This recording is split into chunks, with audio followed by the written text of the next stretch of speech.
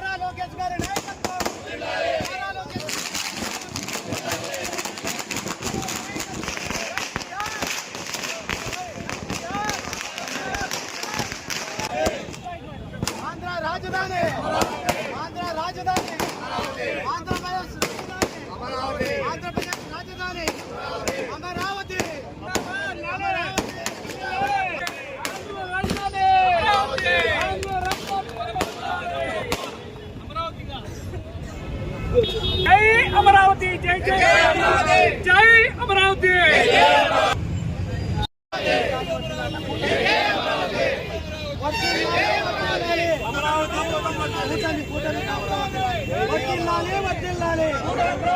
చంద్రబాబు గారి నాయకత్వం, చంద్రబాబు గారి నాయకత్వం, చంద్రబాబు గారి నాయకత్వం, నారా లోకేష్ గారి నాయకత్వం,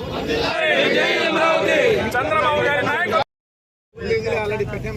ఓకే ఓకే ఉంది ఉంది. జై అమరావతి, జై అమరావతి, జై అమరావతి, జై అమరావతి, జై అమరావతి, జై అమరావతి. చంద్రబాబు గారి నాయకత్వం, నారా లోకేష్ గారి నాయకత్వం, కొండారెడ్డి గారి నాయకత్వం, కొండారెడ్డి గారి నాయకత్వం, వరదారెడ్డి గారి నాయకత్వం.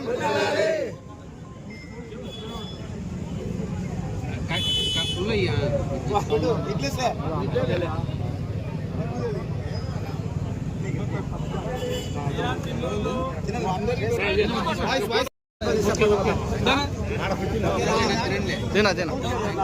మ్యాచ్ అయిపోయిన పక్కన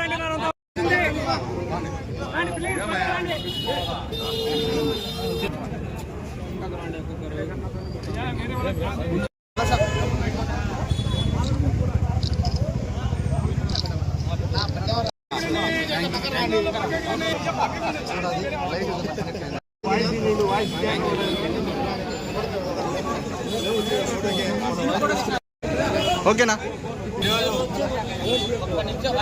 ఆంధ్రప్రదేశ్ రాష్ట్ర శాశ్వత రాజధానిగా అమరావతిని ప్రతిపాదిస్తూ కేంద్ర ప్రభుత్వం చట్టం చేసింది.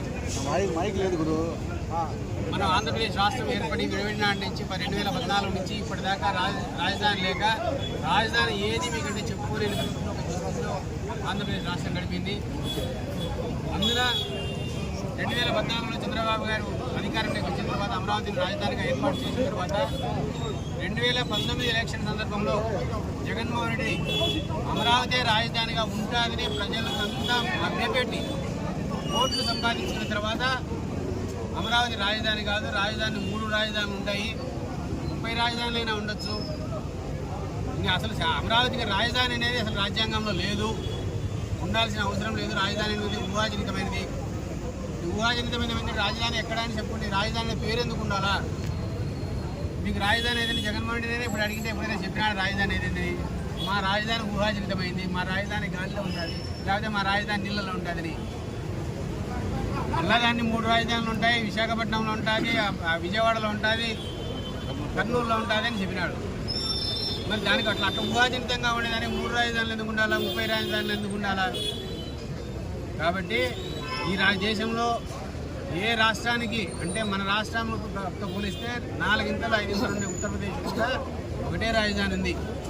కాబట్టి ఒకటే రాజధాని అభివృద్ధి చెందే రాజధాని. అమరావతి రాజధాని అంటే ప్రజలు ఉండాలా, ఆడ ప్రజలు నివాసయోగ్యంగా ఉండాలా, అధికారిక ఆవాసాలు ఉండాలా, అధికారిక కార్యాలయాలు ఉండాలా, వీటితో పాటు ఉద్యోగ కల్పనకు వ్యాపారాలకి అభివృద్ధి చెందే విధంగా ఉంటే రాజధాని వల్ల కానీ ఆ పట్టణం వల్ల కానీ ఇప్పుడు హైదరాబాద్కు వలసపోయి జీవనోపాధిని సంపాదించుకుంటున్నారు. మనకు కూడా ఒక పట్టణం ఉండి 10 సంస్థలు, వివిధ రకాల వ్యాపార సంస్థలు వచ్చినాయంటే ప్రజలకు జీవనోపాధి పెరుగుతుంది. ఇప్పటికీ మన ఆంధ్రప్రదేశ్ రాష్ట్ర ప్రజలు హైదరాబాద్ కానీ లేకపోతే మద్రాసు కానీ బెంగళూరుకి పోతున్నారు, సాఫ్ట్వేర్ కానీ ఇంకోటి కానీ. కాబట్టి ఇట్లాంటి సంస్థలన్నీ మన దేశంలో మన రాష్ట్రంలో కూడా వస్తే ఒక రాజధాని ఇంకా అభివృద్ధి పట్టణాలు అభివృద్ధి చెందితే అక్కడికి వ్యాపార సంస్థలు వచ్చినాయంటే ప్రజలకు జీవనోపాధి పెరుగుతుంది. వీళ్ళు విమర్శ చేసేది అంటే అసలు అమరావతి కడితే సాధ్యమవుతుందా? అమరావతి కట్టే శాశ్వతం కాదు.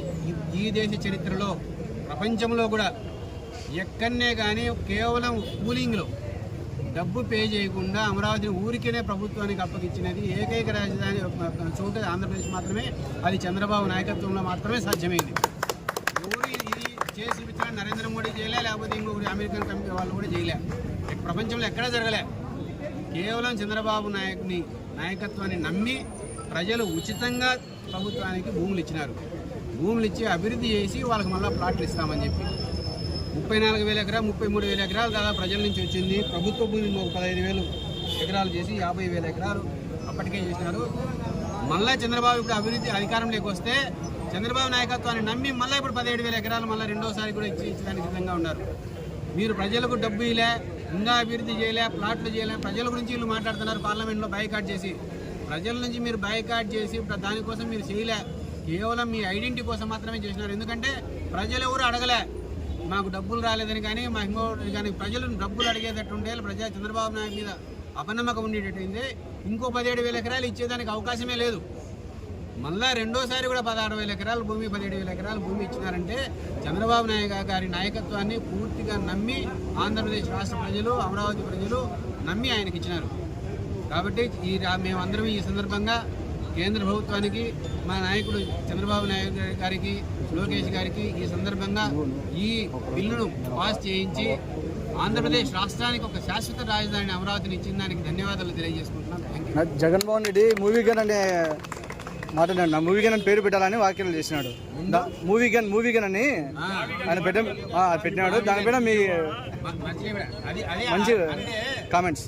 అది తుగ్లక్ వ్యక్తిత్వానికి, జగన్మోహన్ రెడ్డికి తుగ్లక్ వ్యక్తిత్వానికి దగ్గర సామ్యం ఉంది అని చెప్పడానికి ఇది ఒక ఉదాహరణ. ఎందుకంటే మచిలీపట్నము, విజయవాడ, గుంటూరు కాబట్టి మావిగన్ అని పేరు పెడతాడు. అది ఊహాజనితమైంది. అంటే రాజధాని ఊహాజనితమైంది అన్నాడు కదా, ఆయన ఊహాజనితంగా రాసుకోవచ్చు అని ఊహించుకున్నాడు అంతే. అది తుగ్లక్. ఇప్పుడు ఒక రాజధాని ఒక ప్రభుత్వం వచ్చినారంటే ఇప్పుడు తుగ్లక్ సందర్భంలో రాజు అయినప్పుడు కూడా అదే జరిగింది. ఆగ్రా నుంచి ఢిల్లీకి, ఢిల్లీ నుంచి ఆగ్రాకు. మళ్ళీ జగన్మోహన్ రెడ్డి వచ్చినారంటే మళ్ళీ విశాఖపట్నం మారాలంటాడు, లేకపోతే ఇంకో మావిగాన్ని ఏర్పాటు చేద్దామంటాడు. కాబట్టి జగన్మోహన్ రెడ్డికి ఆంధ్రప్రదేశ్ రాష్ట్ర ప్రజలు ఏమాత్రం అవకాశం లేరు, ఇస్తే మళ్ళీ మావిగానే అవుతారు. కాబట్టి అది కాకూడదు. ఆంధ్రప్రదేశ్ ప్రజలంతా అమరావతిని కోరుకుంటున్నారు. అమరావతి జిందాబాద్.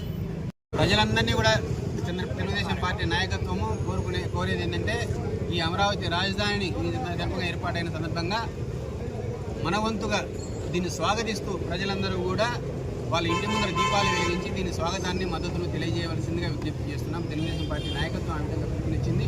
దీన్ని మనం అందరము జరుపుకోవాల్సి. మెదడు, నరముల సంబంధిత వ్యాధులతో బాధపడుతున్నారా?